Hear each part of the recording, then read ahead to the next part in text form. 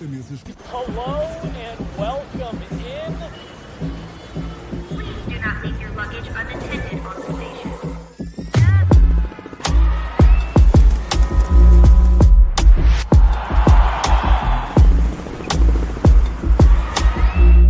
Welcome to the show. Hey everybody, welcome in. Avs finally break through in overtime and pick up the extra point. And it was the guy that everybody expected it to be. Gavin Brindley gets it done for the Avs in overtime. We're going to talk a lot more about that and maybe why that was exactly the type of player that the Avs were missing in overtime. Jared Bednar talked a little bit about it last week. Gavin Brindley goes out and provides a real spark for them. We'll get to that. Megan, second night of a back-to-back against a Vancouver team that was highly motivated, scrappy as hell, and just would not go away. Despite all of that, the Avs find a way to not only get the game to overtime, but to finally pull that other point out of it. Overall, your thoughts on the Avs here tonight, gutting out a win against a good Vancouver team that, like I said, was playing with some desperation.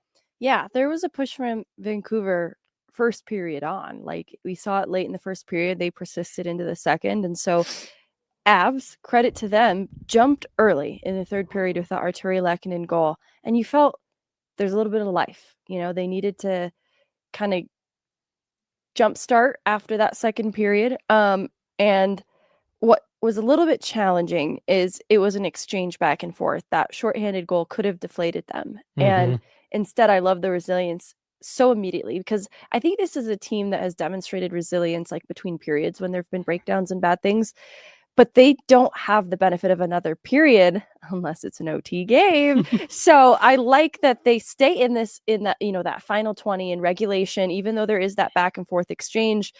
Again, that shorthanded goal really could have deflated them, but they respond. Artturi Lehkonen again with a goal shortly thereafter. You know, the way this was officiated was weird. Not so weird that I'm going to spend any extra time talking about it, but Vancouver goes on the power play late in this game, tying goal. And so, yeah, we've got ourselves an OT, and I love that they kind of break the OT curse, and they worked hard to get there. So I'm really proud of the effort, especially knowing it is the second game of a back-to-back. It wasn't going to be perfect hockey. I don't think they're looking at this game like, yep, this was perfect, no notes. This is exactly how we wanted to play.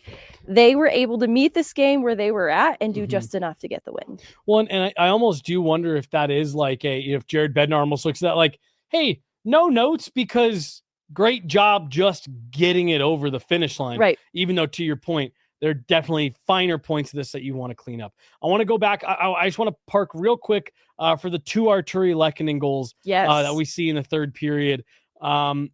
We talk about it all the time. Artturi Lehkonen comes up in those big clutch moments. He did it on multiple occasions tonight, but I want to key in on the first one.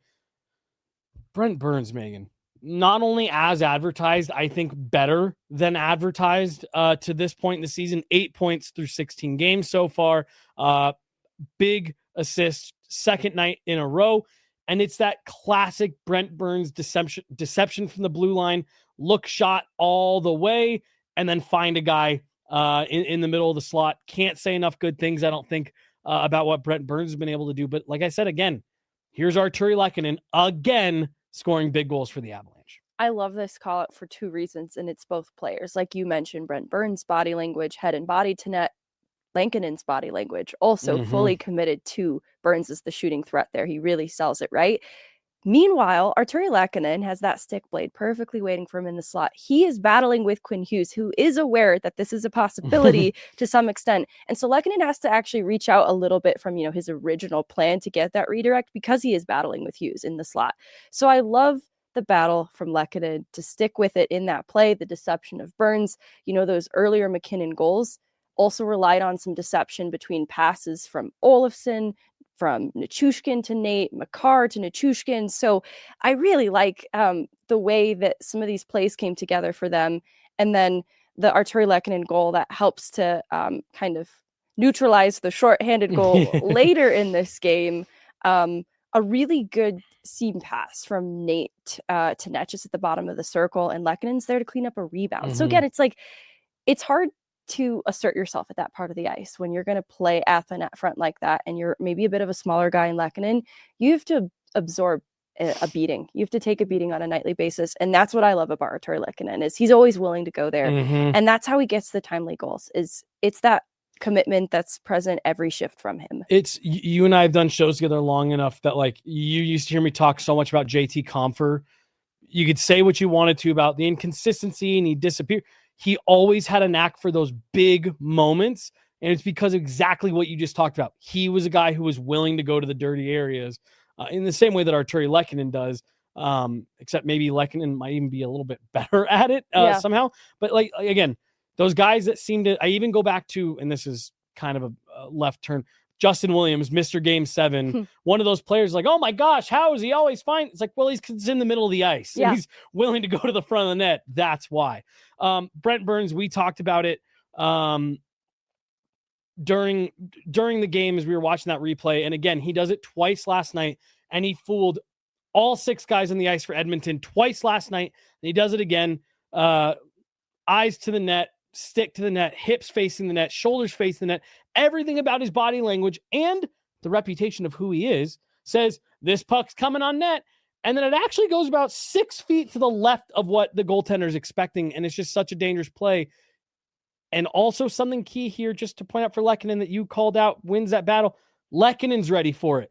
That's a deceptive enough play. You can sometimes catch your own guys not ready for pucks like that. Good on Jack Drury last night. Good on Artturi Lehkonen having your stick on the ice and being ready for a play like that. I think it's a great call out too to the chemistry. Like Brent Burns being a newer player to this team, I think they're really comfortable with each other, learning each other's habits. And I think it's only going to improve, because I think some of the set plays that connected tonight between like Makar, Nichushkin, Nate, they work because it's starting to come together, and those are players very familiar with one another. But I think that's maybe where sometimes the power play has been frustration. It's like you've got the newer piece of Netcha, so you're also trying to work in there. Olofsson, also kind of a newer piece. Everybody just needs to get comfortable with each other. So power play gives up that shorthanded goal. Like they got that earlier power play goal, though. I think it neutralized at least that part of the special teams battle. And the kill was still very good for them early on, even though they do give up one late in this game. So I'll chalk it up to a draw on the special teams battle for tonight, because I think it was just good enough to get the job done. Yeah. Let's talk about overtime as we were waiting for the whatever it is, the 4.5, 5 minutes in between regulation and overtime. We were all kind of sitting here going, okay, not 29, 88, and 8, right? Let's see what other combinations that Jared Bednar can put together here. We talked about Val Nichushkin, Artturi Lehkonen, Brock Nelson, and the name was floated out there, Gavin Brindley, because of what we were saying in here was something that Jared Bednar has shown. I read the word shown in the chat. Something that Jared Bednar has said within the last week. We're missing a guy or two that I would like to use in overtime. Well, it doesn't take a lot of deducing to figure out that he's talking about Logan O'Connor, that's a type of player that he wishes the Avs have had in overtime. I think Gavin Brindley had a good night tonight, and so that was why he got rewarded with the minutes in overtime with Nathan MacKinnon and Megan. That looked like a Logan O'Connor shift. There was an overtime goal last year that Logan O'Connor, it might have even been the Buffalo game that Mark was talking about, where Logan O'Connor just kept an offensive zone shift alive in overtime long enough, got it to Nate got it to Taves, and that was the end of the game. Gavin Brindley, we talk so much about these types of players needing to model their game after the way that Logan O'Connor plays.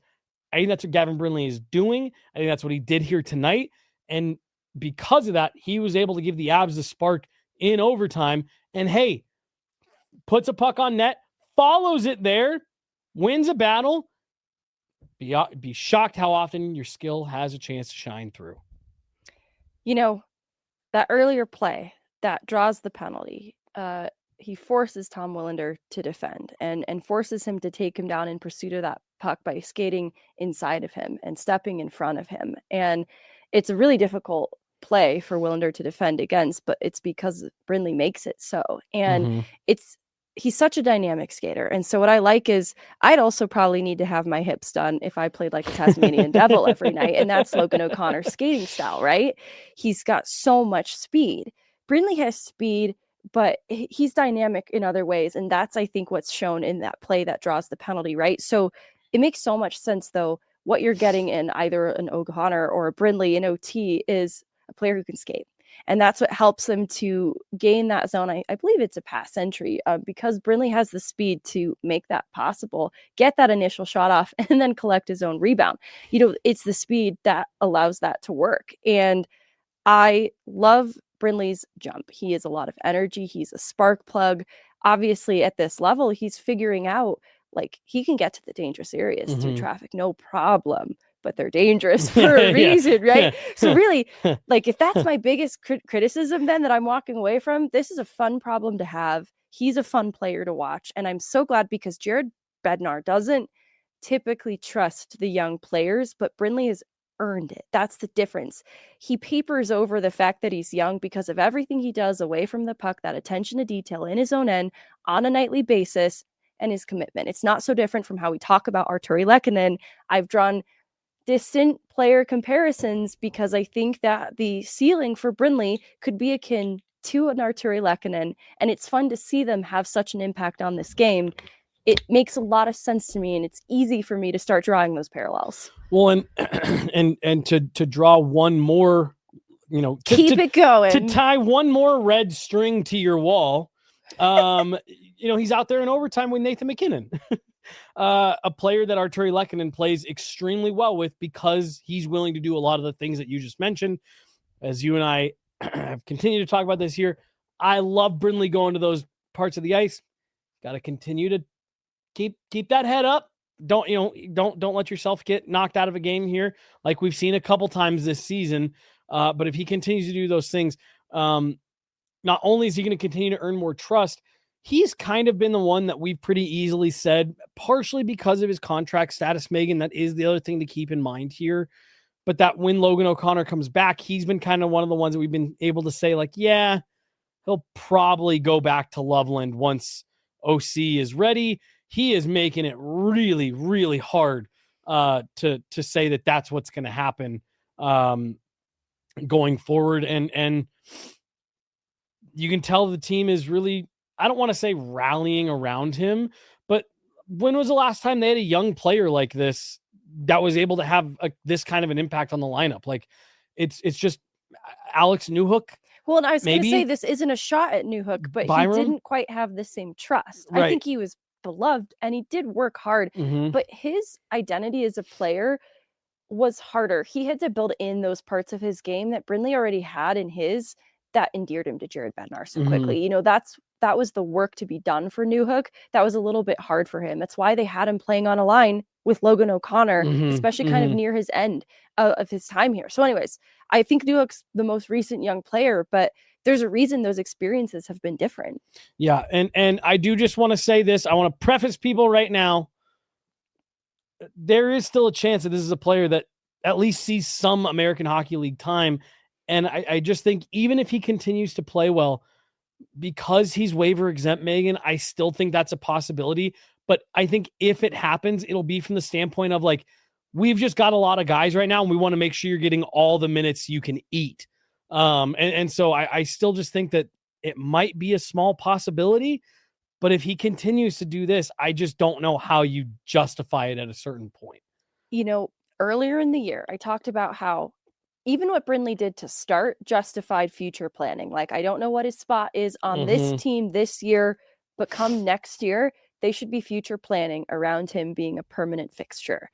The timeline for this might have moved up. It might be important for them to begin finding a way to make him work to some extent, right? Like, it can't come at the expense of getting those regular reps. So you probably can't afford to keep him and have him as an extra on and off nights, but that might not be the best thing for him. But that's maybe where I've gotten to in this Brindley conversation is he's a player worth building around. And so I don't know what the movement looks like, but I already thought he was worth building around at least come next season, but it feels like it could be moved up to building around him being a more permanent fixture this year.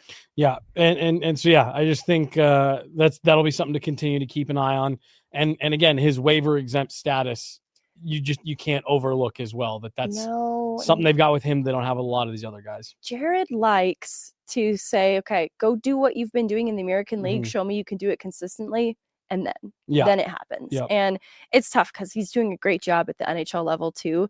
But I think there would be maybe that possibility of the test. Okay, continue to replicate this at the AHL level, if not better, if not better. And then we're talking. All right. So look, Brindley was great tonight. No doubt about it. The depth has been good this weekend. And all of that, I think, has taken away from the fact that Meghan, we just saw Nathan MacKinnon put up 9 points in the last 24 hours. Okay, yeah, pause. So Gavin Brindley, depth. Nathan MacKinnon just put up 9 points in 24 hours, dominant, and he made Meghan cry in the studio. That's not a joke. Do you want to know why, though, guys? I don't know if it's because he was so proud of Gavin Brindley. I'm gonna cry. She cried. I'm not even joking. So I wasn't gonna fully out you on this. Meghan cried here in the studio. She just loves to see togetherness. I really do, you guys. But Meghan, I mean, as great as the depth has played to start the season, I think they've really shined. The team's been good at 5-on-5. Cale Makar has been off to a really good start. Marty Netchus, like I said, Gavin Brindley, pick a guy. They've all been, really good. Nathan MacKinnon's on another level right now. And I think the team still plays well if he's not there, but he takes his team to a different stratosphere. 4 points last night factors in on all 5 tonight. I don't know how to say more good things about what Nathan MacKinnon does. I've been thinking about him a lot the last 24 hours. It's won the Edmonton game in part because, yes, Nathan MacKinnon's a big impact in the Edmonton game, but I like that also Jack Drury, Parker Kelly get involved. It shows they're more than a one-trick pony, that one-trick pony being Nathan MacKinnon. Tonight, though, when they do not have a full tank of gas, the guy that steps up is the guy whose leadership is sometimes called into question. Like, well, he's not a vocal leader. He leads by example. And some people wonder, is that enough? Does that rub people the wrong way sometimes? No. This is the impact that Nathan MacKinnon has. And I think that every guy in that room appreciates the fact that he's a conduit for their offense on a night where they needed him. He stepped up and delivered, and it's hard. Like, not all leaders can step up and deliver on demand like that. Right. And that's what Nathan MacKinnon does. It's why there's a culture built around it. And it's the reason I've been thinking about it a lot is I was talking to some players in Loveland post-game, and they were talking about recovery, conditioning, and how they've had to work at that. Nathan MacKinnon did not need to be told that he needed to do that. The way that he cares was always a part of him, and the team's culture has followed suit. And another, that's just another aspect of Nathan MacKinnon that sometimes gets scrutinized. But there's a reason that the culture of the Colorado Avalanche is built largely around Nathan MacKinnon. Gabriel Landeskog too, but he's a big part of it. And nights like tonight, absolutely a reflection as to why. It's just, it's just eye popping. You sit there and there's so many good things that are happening, especially on the last 2 nights, right? Go 2-0 on this road trip back to back. You beat the 2-time Western Conference champions 9-1 in their building. Connor McDavid, Leon Draisaitl, and then you get on a plane. You probably get into your hotel around 4 a.m., 3 to 4 a.m., and then to show up here tonight and for him to pop off for 5 more points, including 2 goals to open the night. Like I said, there's a lot of great things happening on this roster, but Nathan MacKinnon looks like he is on a mission right now. He talked about it at media day to start the season. How much losing that series the way that they did hurt. And he looks like he's out to amend that. And you just can't say enough about what he does for this team. Like you said, Gabe Landeskog might be the heartbeat of this group, but Nathan MacKinnon's the engine. He's what makes everyone go. And they are all happy to fall in line. I love that call out that you just had just there about, Nathan MacKinnon. Nathan MacKinnon decided he wanted to be great, and that in order to do that, recovery, taking care of your body, what you're putting into your body, how hard you work, what workouts you do. We see him. He's one of the only players that they have a mandatory morning skate, except for Nate. He has his own way of going about doing things and getting ready and all of that. And it's amazing what all he passes on to other players. Leads the league now with 9 points. Came into this game 1 point behind Connor Bedard, picks up 5 of his own and puts him 4,004 in the rears. Do want to shout out Vaguely Sober, who tracks our stats maybe as well as anybody. We might need to bring him in just to track. Has the announcement. We have hit 9,000 subs on the Guerilla Sports YouTube channel live during this show. Thank you guys. Big shout out to all of you. Thank you guys all so much. 9,000 subs for the Guerilla Sports YouTube channel. Now let's just get to 10. Let's get to 10. Yeah. Thank you all very, very much. We have a blast doing this.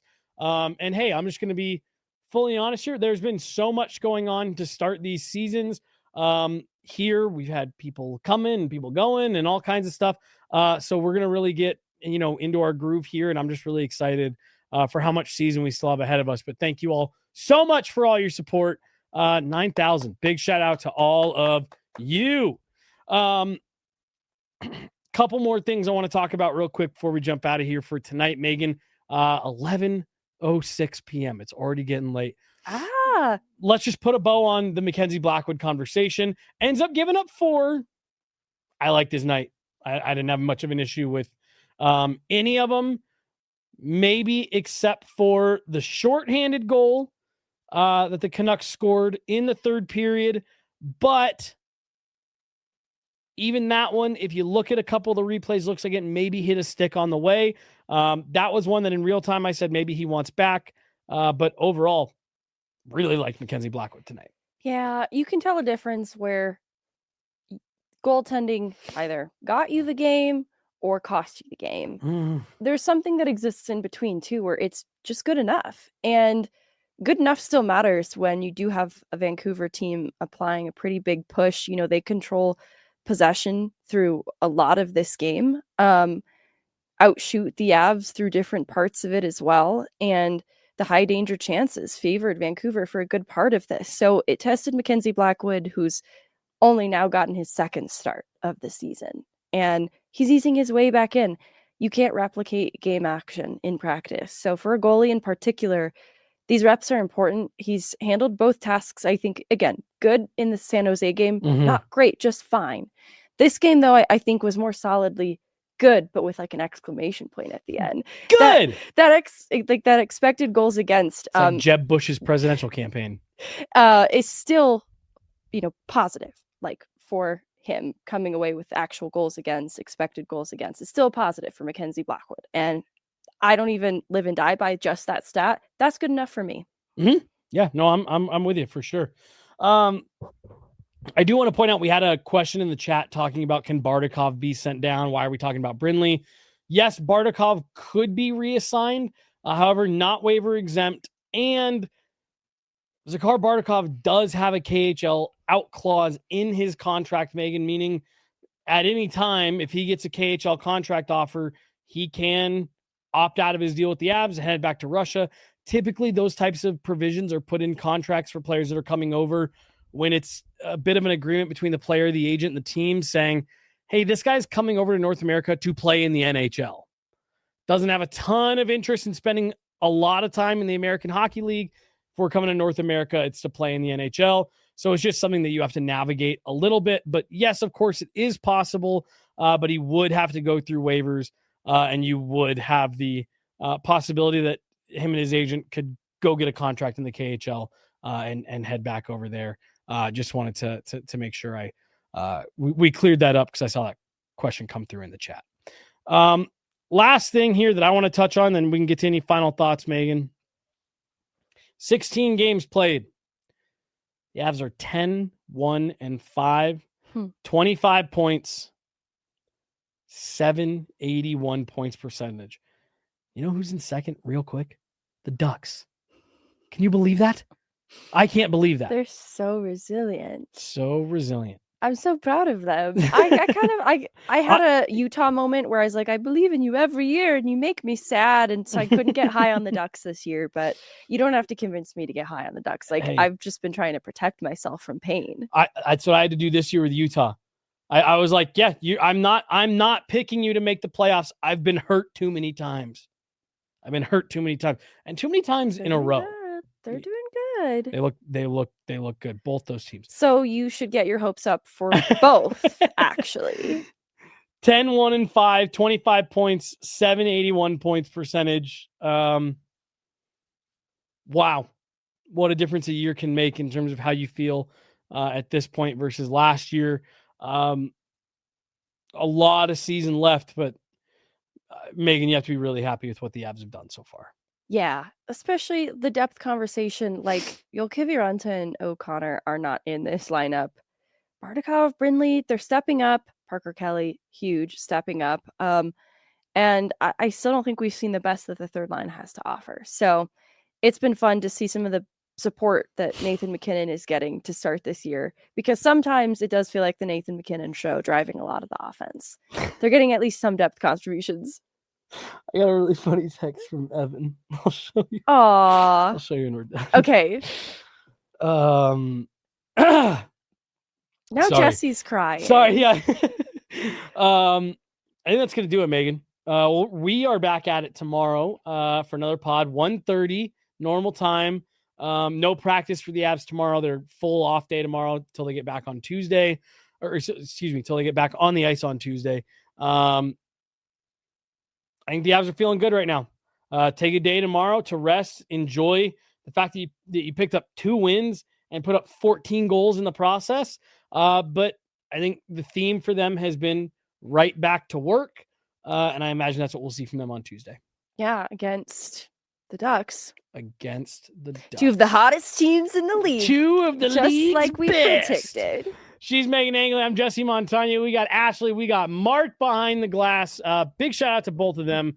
Amongst all the chaos that I was just talking about, those 2 have been huge for us, making sure we keep things rolling. So big shout out to them.